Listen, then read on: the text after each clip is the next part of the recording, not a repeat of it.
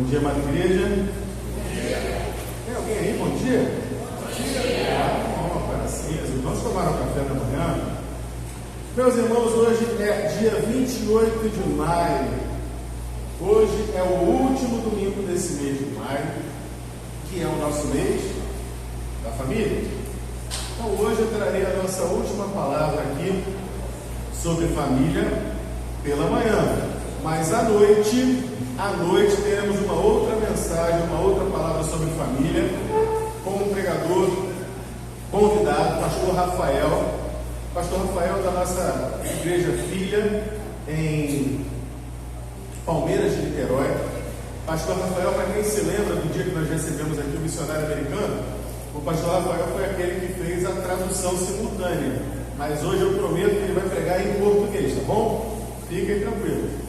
Então o pastor Rafael estará à noite, convido os irmãos a não deixarem de vir hoje à noite, vai trazer uma palavra muito abençoadora sobre família.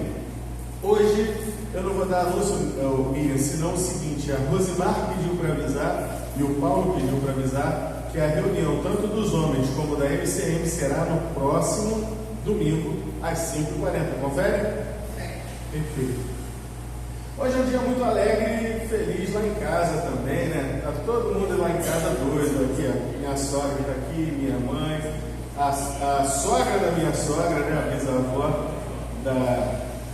da Helena, eu, a mãezinha dela aqui também. Hoje é aniversário da Helena, a Helena está fazendo 5 anos.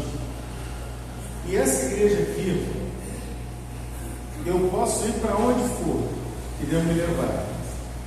Mas tem uma lembrança que vai ficar comigo muito querida. Foi no aniversário dessa igreja, aniversário da 22, no ano de 2017, dezembro de 2017. Estávamos até com um grupo convidado aqui, cantando também, um grupo vocal. E a gente falou, falei, Letícia, chega aqui, estava para ser Letícia, e falei, olha, já que estamos falando aqui sobre essas coisas e tal, e família, eu queria anunciar para a igreja a gravidez dela. Vocês lembram o que aconteceu naquele dia? Tinha gente chorando, tinha gente batendo palma, teve de tudo aqui, o povo, aquela coisa assim. Então assim, aquilo foi, marcou muito para mim. Achei que foi um sentimento mútuo, né, da igreja. E na verdade muitos de vocês tinham uma celebração por entender o que estava se passando. Porque nós, né, lá de primeira viagem, a gente não tinha a menor noção. A gente achava que sabia alguma coisa sobre o que era ter filho. A gente achava, não sabia. Veja a Letícia, por exemplo. A Letícia falava assim: dia que eu tiver filho meu não vai dar escândalo na rua, não vai ficar gritando, não vai ficar berrando.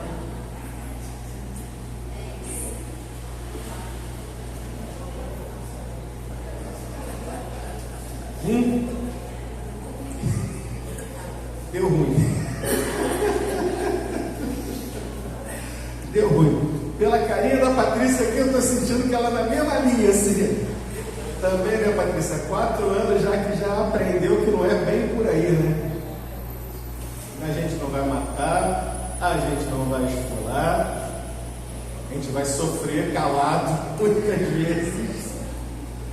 Mas é assim que é família, meus irmãos. Já que nós estamos tratando desse tema, por que eu estou brincando aqui com a história da Helena, dos exageros cênicos das crianças, né? Criança faz exagero cênico. Como é que a Letícia chama a Helena?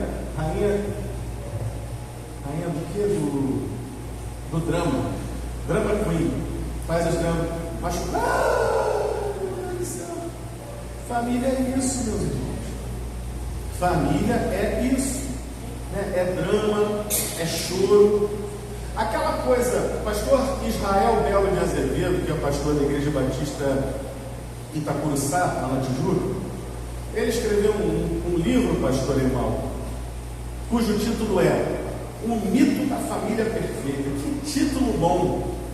Não precisa nem ler o livro para entender, né? Que a família perfeita, a família do comercial de margarina, só existe no comercial de margarina. Que todo mundo acorda bem humorado, alegre, cantando Happy Day, oh Happy Day, vai passando margarina no pão quentinho, É assim na casa de vocês? É assim? Na casa não é assim não. E a família perfeita? A família perfeita muitas vezes ela se reúne na igreja domingo. Porque a gente vê aqui, chega aqui, está todo mundo penteado. Está todo mundo arrumado. Imaginem vocês, até de banho tomado o pessoal vem para a igreja. Vocês acreditam numa coisa dessa? E aí entra aqui, todo mundo é santo. Parece que tem um portal ali. Vem no carro às vezes discutir, olha garoto, você isso, você aquilo, você também cala a boca. Chega aqui dentro da igreja. Rapaz, eu não dou o meu coração. Canção das hipóteses, né? Rapaz, aí chega aqui, Pai do Senhor no mar, que Deus te abençoe. Está tudo bem? Aquele que fica tão santo que te olha de cima para baixo assim, pode ser baixinho, mas ele te olha assim de cima para baixo. Pai do Senhor, meu irmão, tudo bem com você? Vai ver dentro de casa, vai ver dentro de casa, às vezes é um demônio. A família perfeita é uma fraude. As famílias são, infelizmente, imperfeitas, porque nós somos imperfeitos. Assim como aquela velha história da igreja perfeita é uma fraude. Se você um dia encontrar uma igreja perfeita, primeiramente não vá para ela, porque você vai torná-la imperfeita. A igreja perfeita não existe, nem aqui em Niterói, nem no Rio de Janeiro, nem em lugar nenhum nessa face da terra. Da mesma forma, não existe a família perfeita. Os irmãos estavam falando agora do pastor Danny Nelson, né, o nosso missionário americano que esteve aqui. Que bênção aquela noite. O que vocês não sabem é o que ele me contou ali à porta. Nem a família do missionário é perfeita. Ele me contava ali, engasgando, sobre lutas que ele já experimentou na sua família. Esse homem que viajou o mundo e muitas coisas nos Estados Unidos, muitas cidades, plantando igrejas, abençoando igrejas. O filho dele se envolveu com drogas a certa altura da vida. O filho do pregador, o filho do pastor, o filho do missionário também busca as coisas erradas. É um ser humano como qualquer outro. E o pai em casa, orando. Mas aquilo que fez ele engasgar de verdade foi a história da filha dele. Que ele disse: a minha filha se envolveu com um homem. E ela engravidou daquele homem e o cara saiu fora. E a minha filha fez um aborto. E por mais que a gente falasse: filha, não faça isso, não faça isso, não faça isso, ela foi lá e fez um aborto. E ele dizia, engasgando, foi nessa hora que ele engasgou, ele falou: meu primeiro neto. Pode imaginar a tristeza desse homem de Deus? Não, meus irmãos, a família perfeita não existe. A família perfeita não existe na tua casa. A família perfeita não existe na minha casa, não existe na casa do Danny Nelson. Paz de você, a família perfeita não existe na Bíblia. Não existe. A família perfeita, ela é um ideal. É um ideal que nós devemos perseguir, sim. Os filhos obedientes aos pais, os pais amorosos para com os filhos, o marido amoroso para com a esposa e vice-versa. Todos ali cercados da glória de Deus, buscando ao Senhor. Mas, infelizmente, não vemos muito disso por aí. Temos os nossos momentos, mas temos que perseguir esse ideal. Ah, pastor, o que eu faço então? Já que a vida é assim mesmo, eu nasci assim, eu cresci assim, eu vivi assim, vou ser sempre assim? Crente Gabriela, não. Como eu acabei de falar, é um ideal. E é um ideal propagado pela palavra de Deus que nós devemos perseguir. Cada um deve perseguir esse ideal. Cada um deve buscar ser mais perfeito, encher-se do Espírito, esvaziar-se de si mesmo, para que assim possamos derramar do nosso óleo da vida das nossas famílias. Vejamos, a semana passada, me lembrava disso aqui, a irmã Irene contando da mãe dela, um vaso de barro, cheio de precioso perfume, cheio de um precioso tesouro que ela derramou na vida dos filhos, dos netos, de tanta gente que nem parente era. Perfeita ela não era, irmã Irene? Não era perfeita. A sua família era perfeita? Não. Não era e não é e não será. Mas perfeito é o nosso Pai que está no céu. E Ele nos garante que Ele está conosco nos momentos bons, nos momentos ruins, nos erros e nos acertos. Deus está lá como o Danny Nelson para abençoá-lo, para consolá-lo na perda desse primeiro netinho. A boa notícia é que a história não acaba assim. O Danny me contou que hoje o filho faz o trabalho missionário também e abençoa. E a filha também voltou, se casou, está com o marido hoje. Ou seja, ajustaram a sua vida, passaram por um momento de tribulação, por um momento de confusão, mas chegaram. E assim, pelas orações daquele pai, pelas orações da sua família, a gente foi acertando aos poucos. Se eu pedisse para minha mãe subir aqui hoje, dar um testemunho sobre quem eu era quando eu era jovem, vocês iam me excluir daqui, ó, fora. Fora, vai embora daqui. Mas ela orou, não orou? Tu esqueceu. Mãe é mãe, não é brincadeira não. Não me alivia não. Não me alivia não. Era tanto assim, vocês iam me excluir. Estou falando. Mas ela é mãe, ela é boazinha, tá vendo? Houve algumas pessoas na Bíblia que experimentaram muitas dificuldades na sua vida. E quando eu cito, por exemplo, o caso da irmã Catarina, que sendo um vaso de barro, derramou do seu óleo na vida dos seus filhos, nós vemos que gente muito boa, gente muito forte na Bíblia, não conseguiu fazer isso. Por exemplo, o profeta Samuel. O profeta Samuel, ele foi nascido da sua mãe Ana, e Ana o entregou ao sacerdote Eli. Entregou para que ele fosse criado no serviço do Senhor, e ele ali foi criado no serviço do Senhor.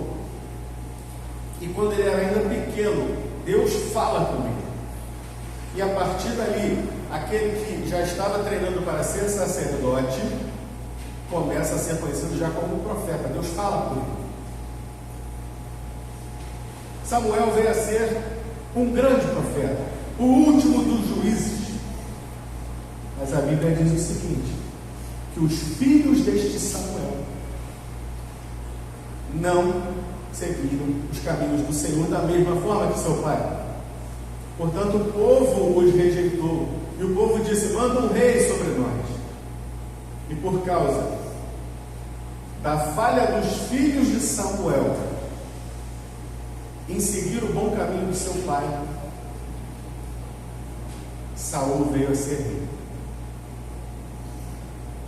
Houve também o próprio sacerdote Eli, que criou Samuel. Seus dois filhos, Ofni e Finéias, também não queriam saber, não queriam nada com isso, e morreram horrivelmente, como o próprio sacerdote Eli. Era de se esperar que nós olhássemos para esses exemplos e aprendêssemos alguma coisa. Mas um coração de mãe, um coração de pai, às vezes dá uma aliviada. Minha mãe acabou de me aliviar ali, vocês viram, né? Não era tanto assim. Ela está sendo legal. Eu vou pegar aqui um exemplo de um homem que está lá em 2 Samuel, capítulo 13, Miriam. 2 Samuel, capítulo 13. O nome dele é Davi. na história de Davi foi?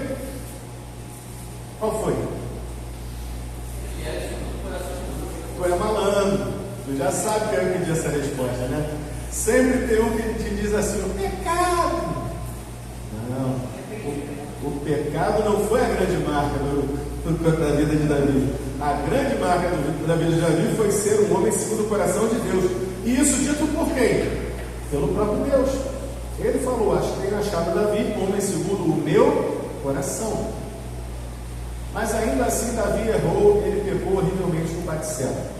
Deixa eu dar aqui uma palhinha para vocês do que está rolando. Davi, ele tinha nada mais, nada menos que 8 esposas. O cara tinha 8 mulheres. Digo, esposas, porque tinha concubinas também. Nesse tempo tinha essa coisa, tinha lá as concubinas dele também. E lá no final, quando Davi já estava à beira da morte, ainda arrumaram uma jovenzinha para ele chamada Abisag para aquecer o rei, e não aqueceu nada, que o rei já estava nas últimas. Ou seja, teve várias mulheres esse Davi. A primeira mulher dele se chamava Mical, filha do rei Saul. A segunda, Ainoã, jezreelita. A terceira, Abigail, mulher de um homem rixoso, briguento. Um dia eu conto essa história para vocês. A quarta, Maaca, filha de Talmai, rei de Jesur. A quinta se chamava Agite, devia ser agitadinha ela. A sexta, Abital. A sétima, Eglá. A oitava mulher dele se chamava Batseba. Ou seja, o homem já tinha 7 mulheres, Paulinho. Talvez ainda tivesse lá algumas concubinas. Eu não vou afirmar porque eu não tiro isso da Bíblia, mas provavelmente 7 mulheres. E na hora, no tempo em que os reis costumavam ir para a batalha, onde é que estava o rei? Estava na batalha? Não, estava lá pegando o solzinho lá no patamar, lá de cima, lá no palácio, e vê o que? A mulher dos outros lá tomando banho. Como diria o pastor Cláudio Duarte: ai, Davi viu aquilo ali, meu irmão, ficou toda de mato. Olha o que essa mulher está fazendo. Não é assim que ele fala? Ficou toda animada lá e deu no que deu. Deu no que deu. Davi, como esposo, passou longe de ser perfeito. Um homem segundo o coração de Deus, que passou longe de ser perfeito. Eu não sou perfeito, pastor Eimaldo não é perfeito, irmão Valdemiro não foi um esposo perfeito, Milão, você também, Paulinho, não vou te aliviar, nenhum de nós é um esposo perfeito. A gente pode não ter chegado aos estertores que Davi chegou, mas não existe marido perfeito. Nós precisamos buscar ao Senhor. Se nós somos homens de Deus, homens, agora é para nós o assunto. Se você é um homem de Deus, procure ser um homem de Deus. Você sabe que você tem que ser o sacerdote do lar, amém, meus irmãos? Amém. Só os homens agora, amém ou não? Amém. Amém. Sacerdote do lar. Você sabe que você tem que ser o padrão ali para os filhos, tem que ser o norte para guiar os seus filhos, sim ou não? Sim. Sim. Então, por que muitas vezes nós nos acovardamos? Porque muitas vezes tem gente que é preguiçosa. Tem gente que é preguiçosa para criar filho. Tem pai que se finge de morto. Tem pai que se finge de morto. Tem pai que não tem filho, não. Tem mãe também. Tem mãe também que não tem filho, mas é mais raro. Tem pai que não tem filho e tem mãe que não tem filho. Sabe o que eles têm? Descendentes. Tem gente que tem descendente, botou no mundo, tem descendente, mas na hora de criar, acabou, não quer. Dia desse eu estava conversando com a babá da minha filha, e a babá da minha filha me conta cada história. Eu devia escrever um livro das histórias que ela me conta. Ela me contou que foi na casa de uma patricinha mesmo, da alta roda lá do Rio de Janeiro, e a menina queria uma babá folguista. Presta atenção, que ela já tem a babá de segunda a sexta, ela queria uma babá folguista, para a folga, que era sábado, da babá dela, no fim de semana.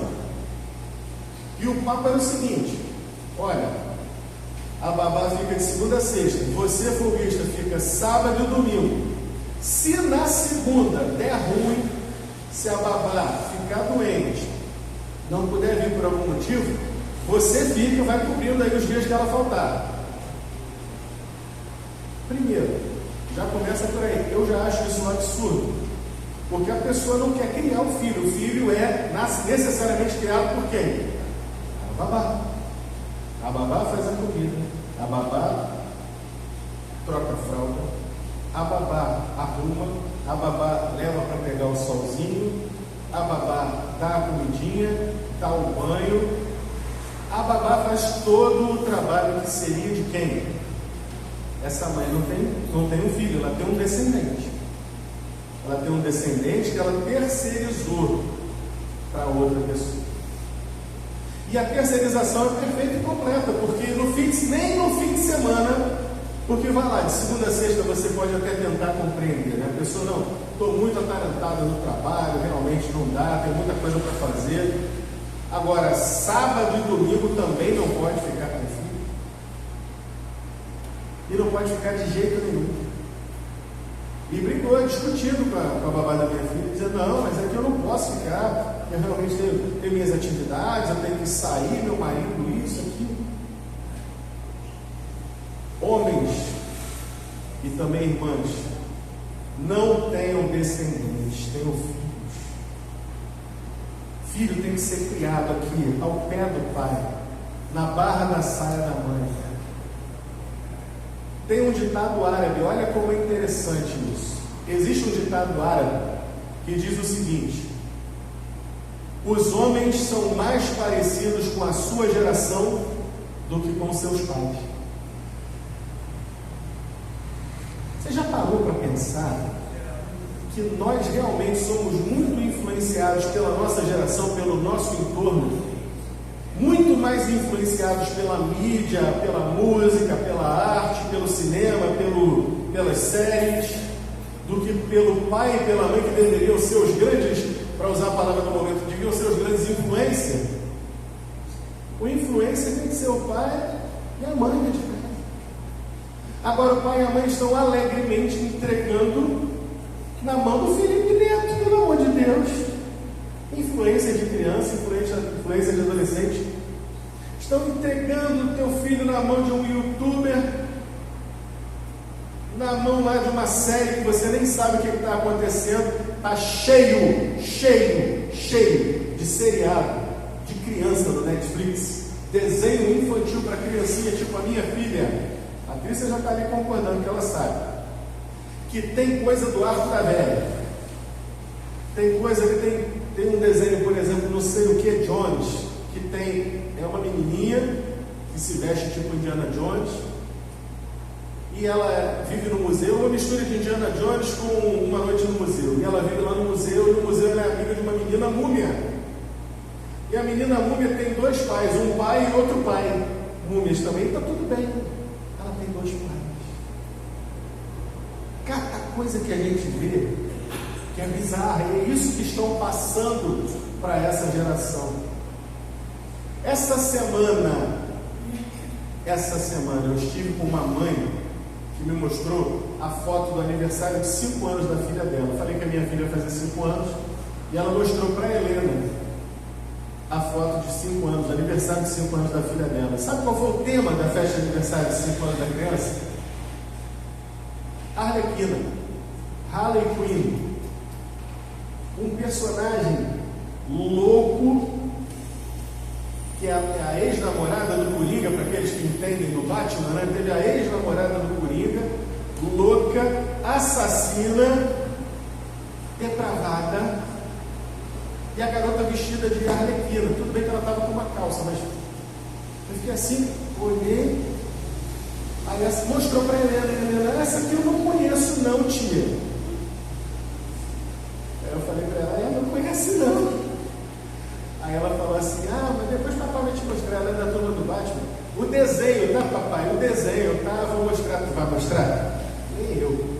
Que é lá minha filha sabendo dessas coisas, rapaz. A minha filha tem 5 anos, ela tem que ser criada como alguém que tem 5 anos. Não quero minha filha avançando coisas que ela hoje não tem maturidade. Aliás, o melhor livro que eu já li na vida, se chama O Refúgio Secreto, de Corrie ten Boom. E ela conta que chegou uma certa idade na vida dela, em que a história do livro se passa lá na época da Segunda Guerra Mundial. É uma história real de uma família que foi para campo de concentração. E ela conta que estava andando com o pai dela de trem, lá na Holanda, e o pai dela era relojoeiro, levava uma bolsa de couro pesada, cheia de peças de metal. E ela começa a perguntar para o pai coisas que ela era muito nova para entender. Papai, de onde vêm os bebês? Como é que os bebês aparecem? Sabe qual foi a resposta do pai? O pai pegou aquela bolsa pesada de couro, deu na mão dela, botou no chão assim e falou: filhinha, você pode por favor pegar e trazer a minha bolsa para mim? Ela pegou a bolsa, obviamente cheia de metal, não conseguiu. Não, papai, não dá, é muito pesada para mim.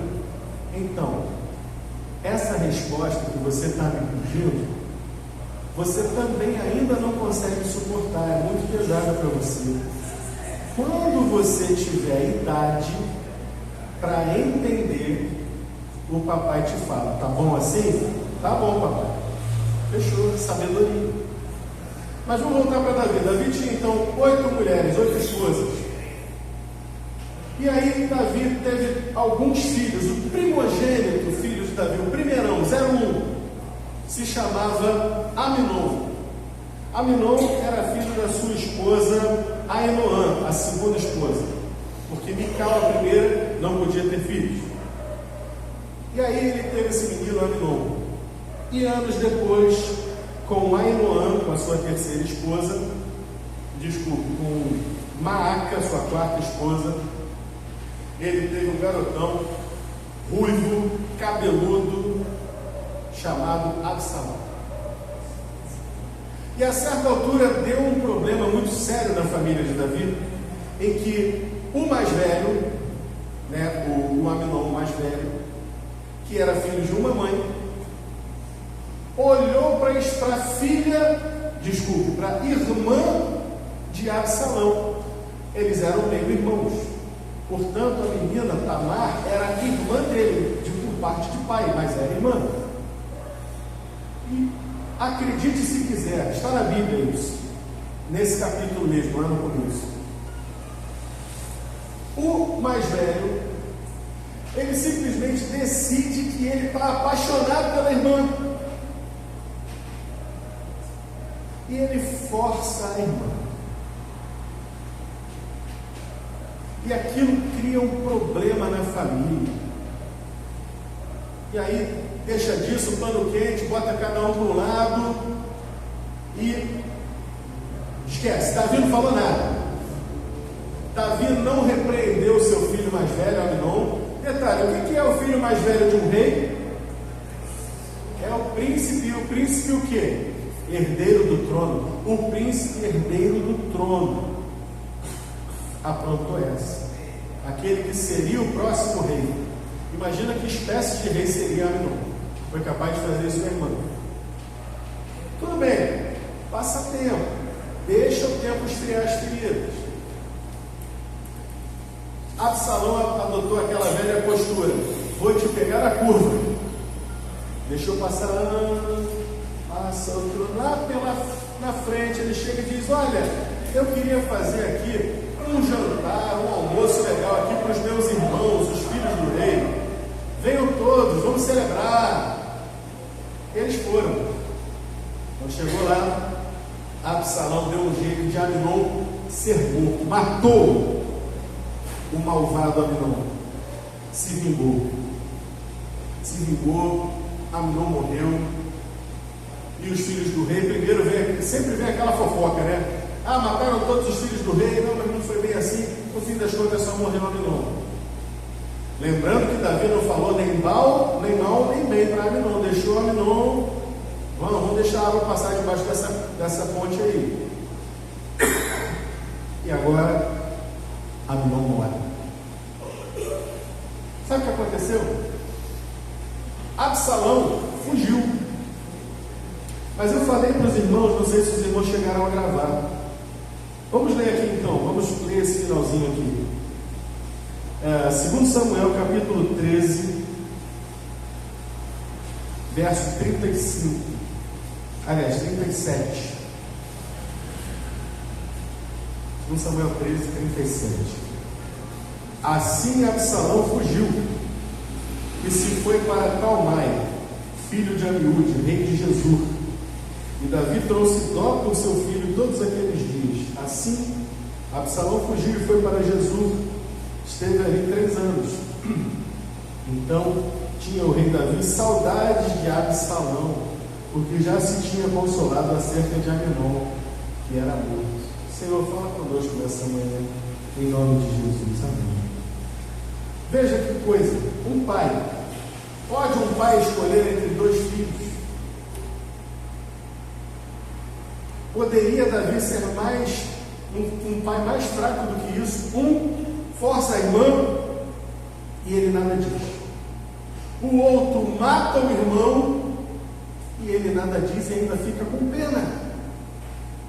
Eu não sei se vocês guardaram a informação que eu dei ainda agora, mas esse Absalão, ele era filho da esposa Maaca, que era filha de Talmai, rei de Jesur. Ou seja, quando Absalão foge, ele foge para a cidade de Jesur, para a terra de Jesur, para a terra dos arameus.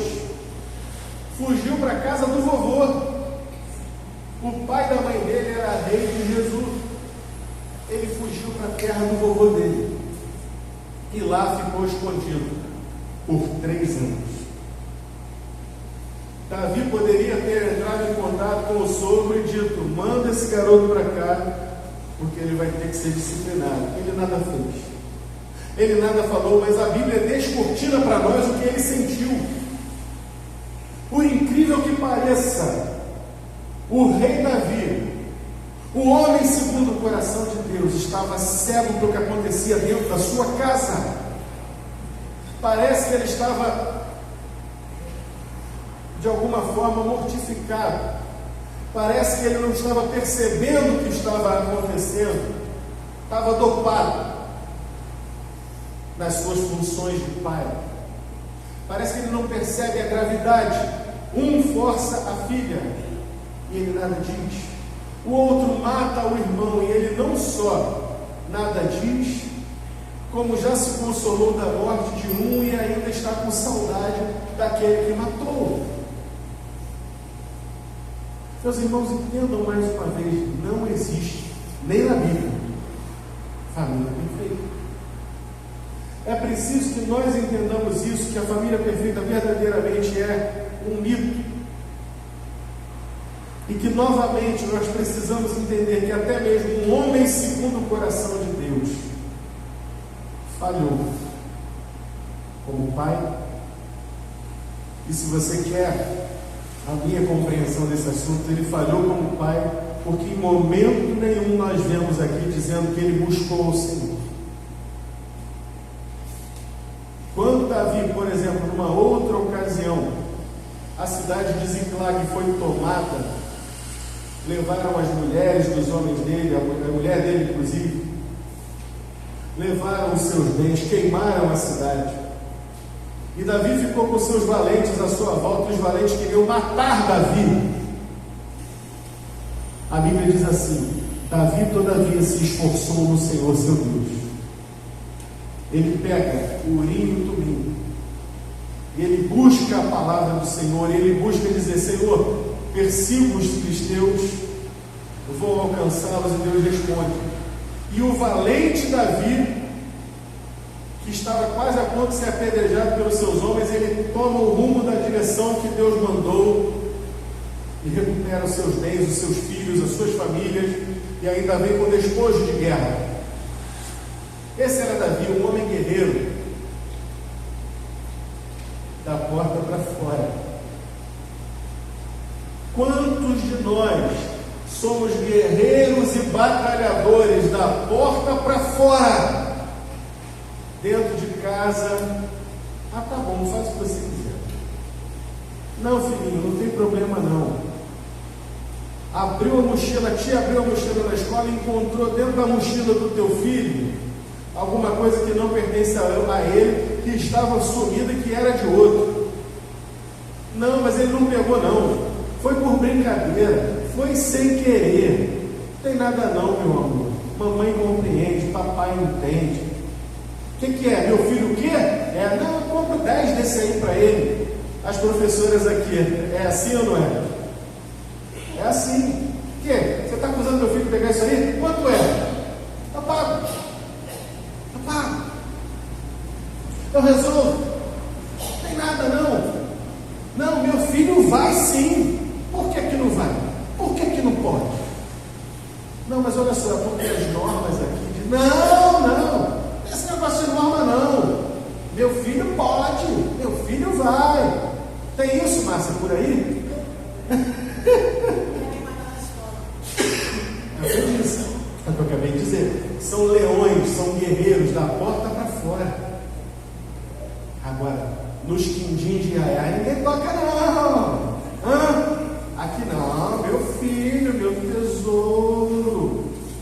Aliás, tesouro, né? Ana Florinda é um exemplo, é o arquétipo dessa mãe, né? Que tudo é um tesouro.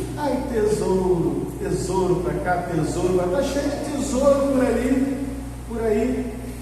E estamos criando uma geração de tesouros que na verdade não são nada de tesouros, são uns monstros, estamos criando monstros. O que eu não sei nem o que é pior, é você criar um monstro dentro de casa, ou você terceirizar para o Felipe Neto, como eu estava dizendo ainda agora, terceirizar o seu descendente. O que é pior, criar mal um filho, mas como filho, mesmo perto e dando maus exemplos, ou botar um descendente no mundo e deixar ser criado pela mamá? Não sei, graças a Deus eu não sei, espero não saber, porque lá em casa a gente acompanha de pertinho. Quem foi criado perto do pai, perto da mãe, o pai e a mãe estão ali perto para quê? Para dar instrução, para dizer isso é o certo, isso é o errado.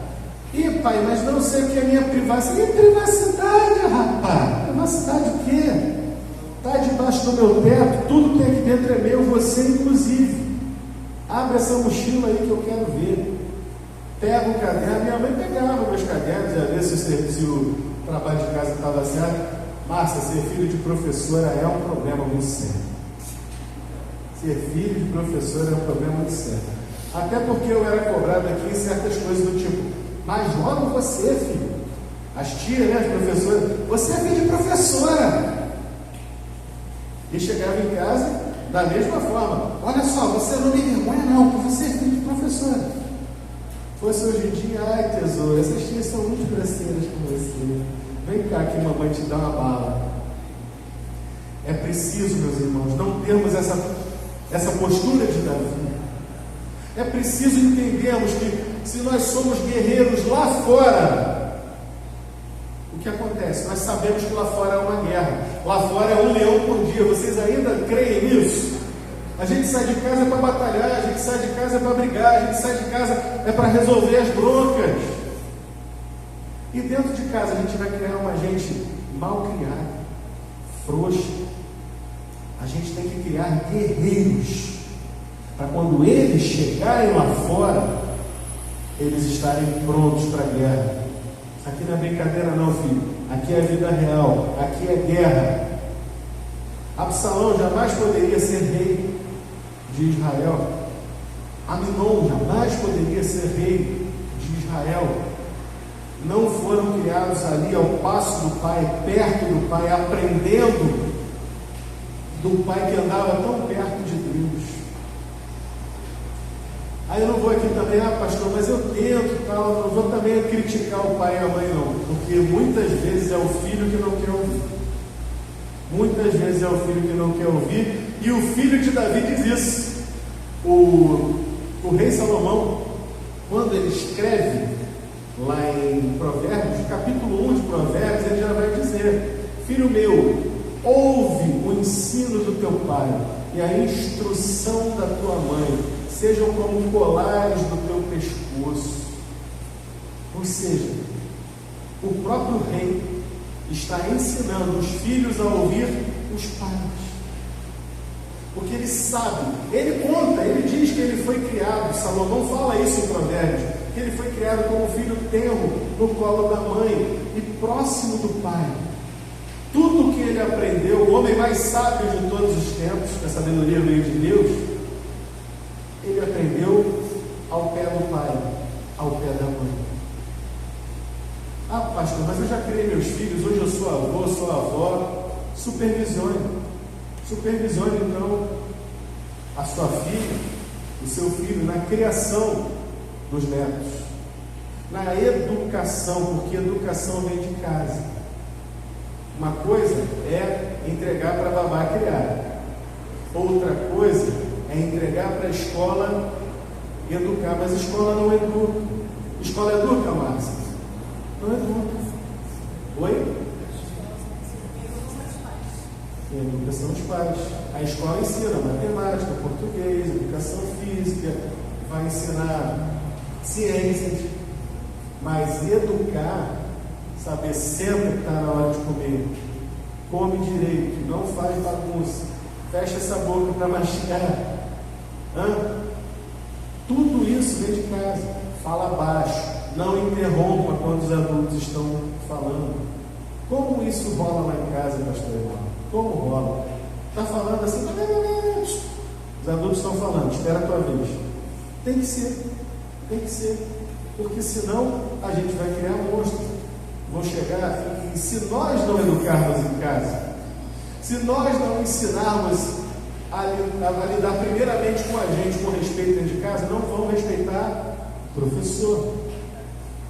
E aí quem vai bater neles não somos nós, é a vida. Ah é? Você fala assim comigo? Vai falar assim quando o PM te parar na rua, te pedir alguma coisa. Fala para ele, qual é seu cargo? Já sabemos o resultado, né? Então é preciso que nós ensinemos os nossos filhos, instruamos os nossos netos, não sejamos frouxos, como infelizmente vimos que Davi foi. Precisamos ter alguma rigidez, sim. Não vou dizer espancar não faz ninguém um ser humano melhor. Mas nós precisamos colocar limites, nós precisamos orientar para a vida, nós precisamos dizer, chegar lá na escola de vez em quando e dizer, tia, como é que está aí? Está se comportando bem? Está sendo legal? Está sendo participativo ou está dando problema? É o melhor aluno ou é a peste da turma? Quem é? A gente tem que entender isso, e tem que saber orientar, e tem que saber criar um caminho para que aquela criança, que não vai ser criança para sempre, se torne um adulto bom, um adulto orientado. O que faltou, para fechar aqui a ideia, o que faltou da Davi? Na minha opinião, por aquilo que eu extraio da Bíblia, faltou a Davi buscar ao Senhor sobre esse assunto dos filhos. Porque da mesma forma que Davi buscou ao Senhor quando ele foi para a guerra, se ele tivesse parado, dado um passo atrás e perguntado, Senhor, o que eu faço com esse meu filho? Ele certamente teria ouvido de Deus uma resposta, e Deus teria dado orientação. Mas sabe o que acontece? O rei Saul, o rei anterior, ele tinha um filho querido chamado Jonatas. E Saul, numa guerra que ele fez lá, ele falou que tinha que fazer jejum, qualquer um que comesse qualquer coisa seria morto. Jonatas não estava no grupo, Jonatas não sabia. Daqui a pouco chega Jonatas comendo mel, amarradão. Todo mundo viu. E o povo chorou, porque o rei tinha falado que ia matar quem comesse. E aí o povo chorou, o povo pediu, não, por favor, tenha misericórdia do teu filho. E Saul falou, tá bom, deixa para lá. Davi conhecia o Senhor, e Davi sabia que pela lei do Senhor, lá no Levítico, qual era a pena para aquilo que Aminon fez com a irmã? Morte. Por isso que Davi, boca de siri, frouxo. Foi mais importante o filhinho dele do que cumprir com a ordem de Deus. Depois, Absalão mata Aminon. E mais uma vez, o que Levítico diz sobre crime de sangue? Alguém que matasse alguém, morria. E Davi, ele está lá na terra de Jesus, está em outro reino, 3 anos depois ainda estava com saudade. Meus irmãos, às vezes as respostas que nós vamos buscar no Senhor sobre a conduta dos nossos filhos não são as respostas que nós queremos, mas ou nós cumprimos todo o conselho de Deus, ou nós orientamos até o último momento, como eu já vi irmãs nossas em Cristo na televisão, o filho menor sendo pego pela polícia, e aquelas entrevistas do Mundo Cão aí que a gente vê na televisão, e está lá a entrevista, de repente chega a mãe do menor, e a mãe do menor, ao invés de ficar, tadinho do meu filhinho, ela entrega e fala, pode levar, porque eu cansei de falar, eu vivo falando, está vendo? É isso que você quer para a sua vida? Essa mãe é uma profetisa do lar. Essa mãe está mostrando que ela não tem 2 caras, que ela na rua é a mesma coisa que ela é em casa, que a vida real que ela ensina dentro de casa para o filho, chegou e tem consequências. Que eu e você possamos ser assim também. Não precisamos ter uma família perfeita, mas podemos e precisamos ser os melhores pais possíveis para a segurança dos nossos filhos. Se Davi tivesse justiçado Aminon, ele não teria perdido Absalão. Ele teria feito justiça pela sua filha Tamar e teria trazido Tamar novamente ao posto de princesa. Que Deus nos abençoe, que Deus nos ajude a sermos pais e não simplesmente genitores. Que Deus nos ajude a termos filhos e não apenas descendentes, e não sermos condescendentes, covardes, porque o mundo lá fora é uma guerra e nós precisamos formar guerreiros. Amém? Nosso Deus e Pai, fortalece a nossa família, que cada pai, cada mãe, cada avô, cada avó, cada um que tem aqui hoje os seus filhos, a sua prole, possa fazer uso dessa palavra da melhor maneira possível. Que o Senhor, meu Pai, que o Teu Espírito Santo use essa palavra para que nós possamos fazer o nosso melhor com os nossos filhos, para apresentá-los íntegros e retos diante do Senhor. Em nome do Senhor Jesus. Amém.